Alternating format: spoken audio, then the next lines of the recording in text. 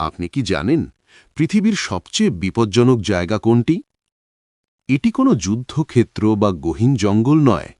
এটি হলো আপনার কমফর্ট জোন, যেখানে আপনি নিরাপদ অনুভব করেন ঠিকই, কিন্তু সেখানে কোনো কিছুই জন্মায় না। কমফর্ট জোন হলো এমন এক অদৃশ্য জেলখানা যার দেওয়াল আপনি নিজেই তৈরি করেছেন। এখানে থাকলে যা হয়: পয়েন্ট 1, আপনার প্রতিভা মরে যায়। স্থির পানি যেমন পচে যায়, তেমনি চ্যালেঞ্জ ছাড়া মানুষের প্রতিভাও নষ্ট হয়ে যায়।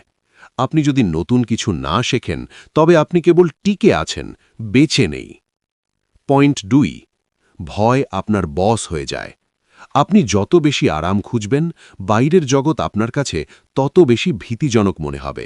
একসময় ছোট একটা সিদ্ধান্ত নিতেও আপনার হাত পা কাঁপবে।